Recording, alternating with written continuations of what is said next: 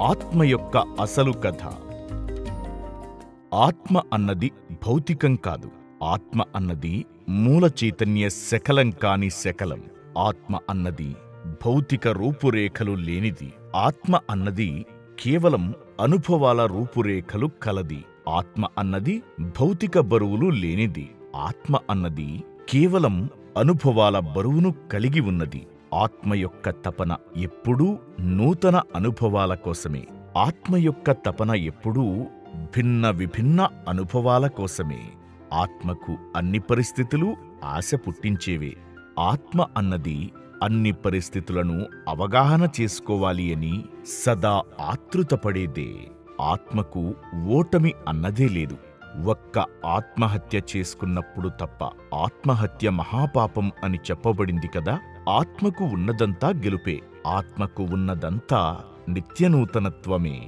ఒకానొక ఆత్మ ఒకానొక మానవ శరీర ధారణ చేసినప్పుడు ఒకానొక జీవస్థితిని ఎదుర్కొంటుంది. ఆ తరువాత ఇక రకరకాల జీవిత పరిస్థితులను అనుభవించడానికి ఆరాటపడుతూ ఉంటుంది. మానవ జీవిత పరిస్థితులన్నింటినీ అవగాహన చేసుకోవడానికి ఆత్మకు కనిష్టపరంగా 400 జన్మలు అవసరముంటుంది. మరి 400 జన్మల్లో ఆరితేరిన ఆత్మ ఒకానొక అనుభవాల పుట్టగా తయారవుతుంది. అనేక మార్లు జన్మించి అంటే అనేక మార్లు శరీరంలో చేరి, అనేక మార్లు మరణించి అంటే అనేక మార్లు శరీరంలోంచి బయటపడి, అనేక రకాల అవమాన దుఃఖ తిరస్కారాదులను భరించి, అనేక మార్లు మానసుఖ పురస్కారాదులను అనుభవించి ఒక సంపూర్ణ జ్ఞానపు పుట్టగా తయారవుతుంది. ప్రతి జన్మ కూడా ఆత్మకు అనేకానేక అనుభవాలను అందిస్తుంది. ప్రతి అనుభవం కూడా